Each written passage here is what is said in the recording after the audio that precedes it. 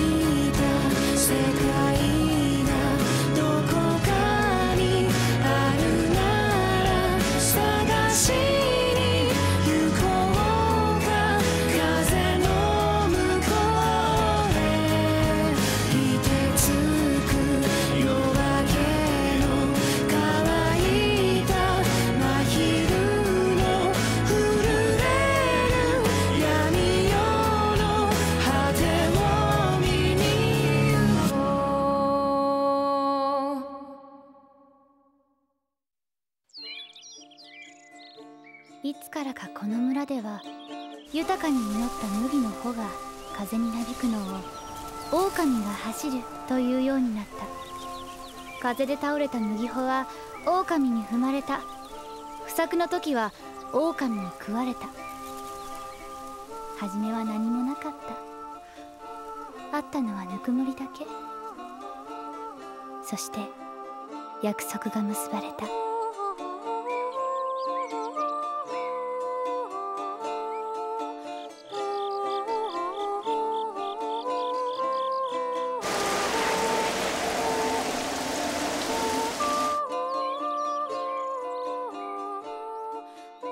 出会いと別れが繰り返され、やがて人間は人間の力だけで豊かさをつかみ取るようになった。もう約束を律儀に守る必要はないのかもしれな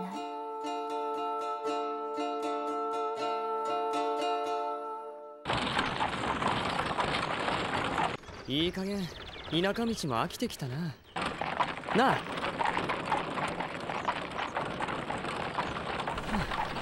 行商人？半日ほどかけて東に行くと山の中に小さな村があるんですよ。そこへ塩を売りに行った帰りです。はあ、全部塩か？いえ、これは毛皮です。ああ、ただの麦束ですよ。暑さにも寒さにも強いやつでしてね。何事ですか？いつになく物々しいご様子ですが。実は西の村で異教徒の祭りが開かれるらしいのだ。異教徒？唯一絶対の神を信じない全くけしからんやつらだ。教皇様も昔のようにもっとお力を振るわれればいいと思うのだが、どうもままならないらしい。おそらく異教徒が卑怯な手を使っているのだろう。異教徒か？あのパスロエの連中がね。いやー、ローレンスさん、いや本当に驚いた。新しいやり方でこれほど豊作になるとは。伯爵様様だ。狼は頼りにならなかったからな。おっと、悪口を言うと怖いぞ。一応神様だ。おお、ローレンスさん、どうも。すっかりご無沙汰しまして。いやいや、いい時に来ましたね。明日から収穫祭ですよ。明日から？てっきりもう始まってるのかと思いましたよ。実はここだけ一足先にね。どうです？おいおい、ローレンスさんを俺たちなんかと一緒にすんなよ。こりゃまた失礼オーバー。ところでクロエはどこにいるか分かりますか？クロエ？そうか、そういうことか。いや、商売上の後輩ですから、たまには酒でもってことです。取引も兼ねてね。そりゃまずいな。今年はあそこが収穫のどんじりですから、祭りでホロになるのはあいつかも。ほら、そこだ。そこに狼が横立ってる。最後に狼を掴むのは誰だ誰だ誰だ？クロエ！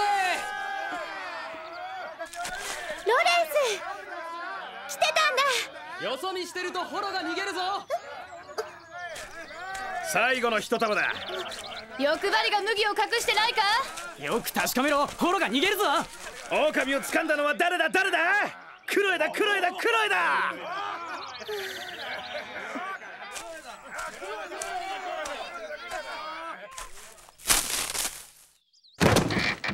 お？おう。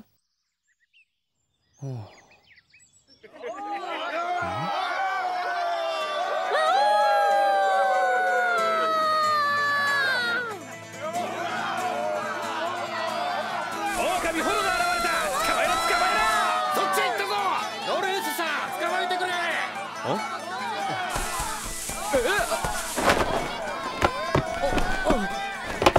久しぶりなんだから今夜おごってね。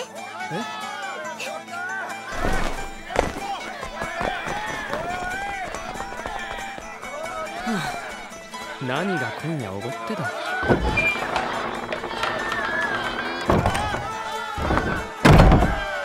1週間そんなかだろうが。おかげさまで新たな取引先も開拓できまして。クロエ頑張ってるようですね。村の値段交渉人として。ええ、本当によくやってくれています。どんどん変わりますよこの村は。ほう、トレニー銀貨ですか。この辺ではまず見かけなかったが。もう錆びて黒ずんだ竜と銀貨とはおさらばですよ。じきにパッツィオあたりの大きな町とも肩を並べそうですね。いやー、まだまだ。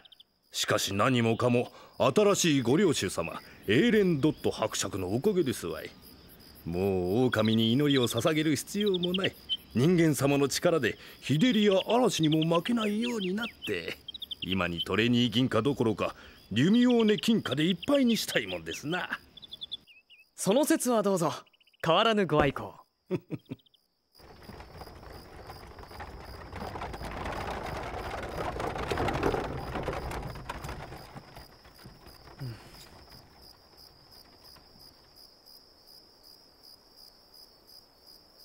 よそ者は邪魔にされるだけだしな。それにしてもリュミオーネ金貨でいっぱいは言い過ぎだろう。